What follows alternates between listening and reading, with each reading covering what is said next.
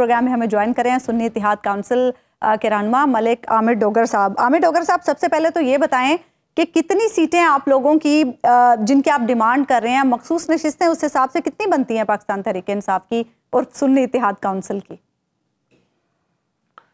बिस्मिल्लाहिर्रहमानिर्रहीम जी, बहुत शुक्रिया। अगर मजमूई तौर पर नशिस्तों की बात करें तो हमारी 8 फरवरी को फार्म 45 के मुताबिक कौमी असम्बली की 180 नशिस्तें हैं। अच्छा। और उसके बाद चले एक दरिया अबूर किया, जो नोटिफिकेशन हुआ उस नोटिफिकेशन के मुताबिक हमारी 93 सीटें बनती हैं। अच्छा। जिनमें से 3 सीटों पर अभी भी नोटिफिकेशन नहीं किया। एक सीट हमारी कल पाकिस्तान की इलेक्शन तारीख में, सियासी तारीख में कल एक अनोखा फैसला हुआ, जो NA 154-154 राना फराज नून साहब की सीट को रिकाउंटिंग में हरा दिया गया। और एक सीट पर आज शब खून मारा जा रहा है, फैसलाबाद में साद उल्ला बलोच साहब की सीट है। यानी कि फार्म 45 भी इन लोगों के पास थे, फार्म 47 भी, फार्म 48 भी, फार्म 49 भी।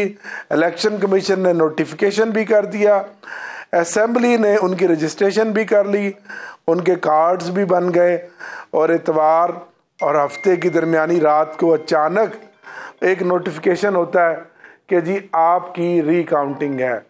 जबकि हमें जब हमारा स्टे हुआ इस्लामाबाद की 3 सीटों पर, तो अगले दिन ही जब हुक्म आया ऊपर से, तो इस्लामाबाद हाई कोर्ट ने कहा जी ये आपके स्टे हम खारिज करते हैं, क्योंकि अब ट्रिब्यूनल्स बन चुके हैं, तो आप ट्रिब्यूनल्स में जाएं। यानी कि इससे बड़ी चोरी क्या होगी, जो अवामी मैंडेट के ऊपर आज दिन तक डाका डाला जा रहा है, जो ना रुकने का सिलसिला है वो थम ही नहीं रहा। बावजूद इसके कि नंबर्स भी उनके पूरे हैं, ना चाहने के बावजूद जमातें भी आपस में बैठ गई हैं। एक सास की दोनों बहुएं थी, वो आपस में तमाम तर गिले शिकवों के बावजूद मजबूर होके सहम के एक सोफे पे इकट्ठी बैठ भी गई हैं। लेकिन फिर भी वो जो मैंडेट 8 फरवरी को लोगों ने दिया था, जो खामोश इनकलाब था, वो अभी तक हजम नहीं हो रहा। तो आपकी अगर इस हिसाब से देखा जाए तो आपकी को रफली कुछ 23 सीटें बनती हैं तकरीबन। अगर मैं 93 का नंबर देखूं, 23 या 25 सीटें बनती हैं। 23 बनती हैं सर वुमेन की जी, और 4 बनती हैं हमारी मिनॉरिटी की। जी बिल्कुल। अच्छा। बिल्कुल 27 सीटें चलिए हम मान लेते।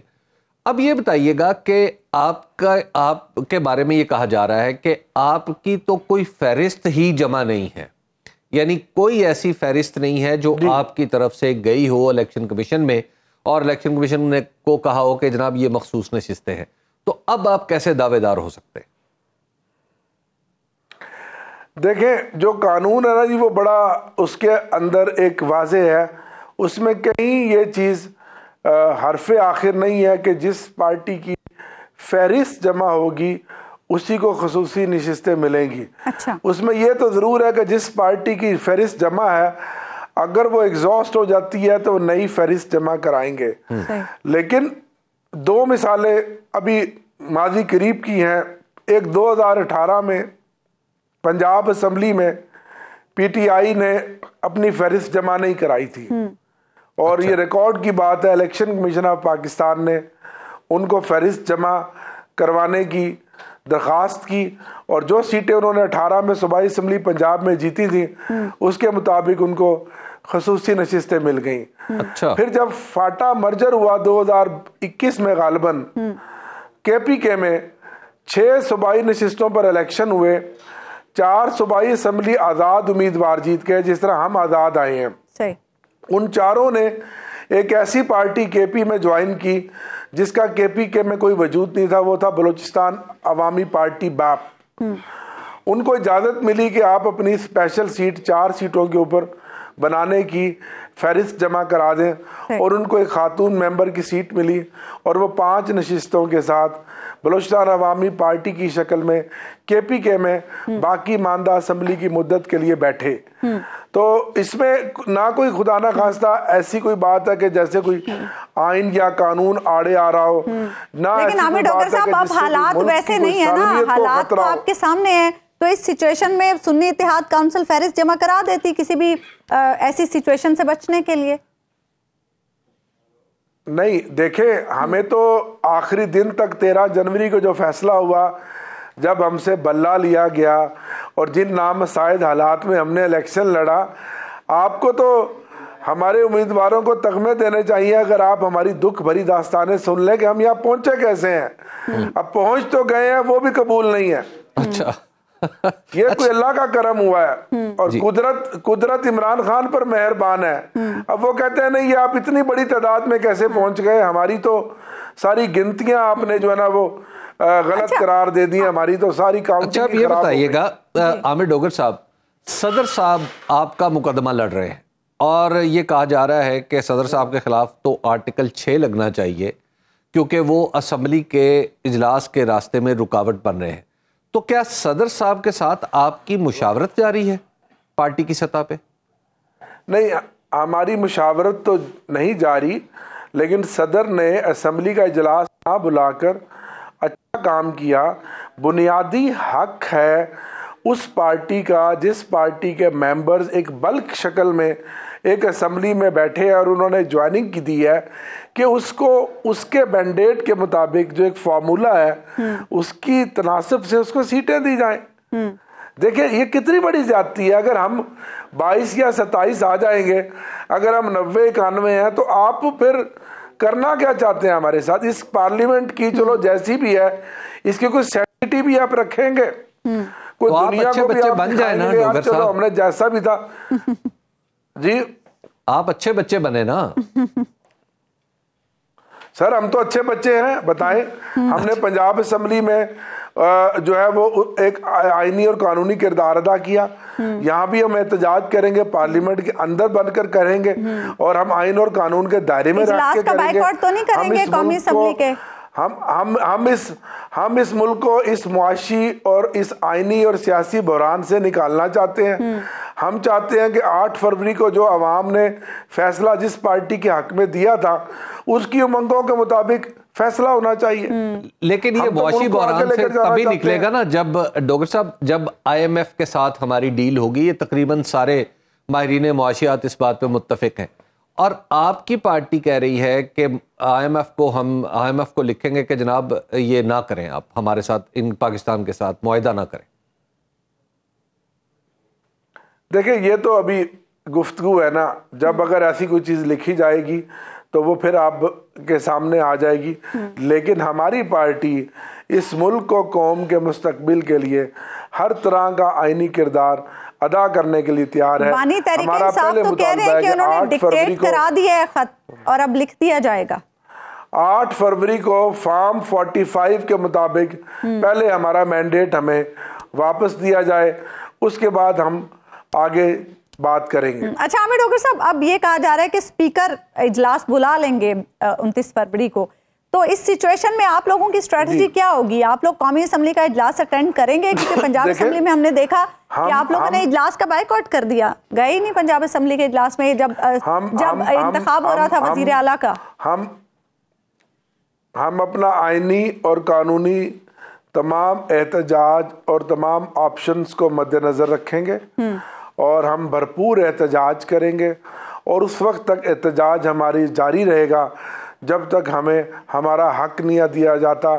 8 फरवरी का हमारा जो फॉर्म 45 के मुताबिक हक तस्लीम नहीं किया जाता और जो हमारे मेंबर्स असम्बली में बैठ गए हैं वो हल्फ उठाएंगे उस दिन, उसके मुताबिक हमें हमारी खुसूसी नशिस्तें नहीं दी जाती। आमिर साहब, एक बताइए, आपके मुखालिफिन तो बड़े तवातुर से ये कह रहे हैं कि आप मुंह से तो कहते हैं 180 नशिस्तें, लेकिन आपके तरफ से जो शिकायत गई हैं इलेक्शन कमीशन में वो सिर्फ 22 हैं। नहीं सर, वो एक तो फॉर्म 45 उसको कंपाइल, उसका PDF बहुत सारे प्रोसेस चल रहे हैं, चीजें पाइपलाइन में हैं। जब ये सारी, और अभी टाइम बार्ड भी नहीं हुआ उस अपील का जमा कराने का, जब वो अपीलें जमा होंगी तो फिर उस टाइम हमारे जो सीटें हैं वो नंबर लगभग 70 और 80 के दरमियान हो जाएगा। ठीक है।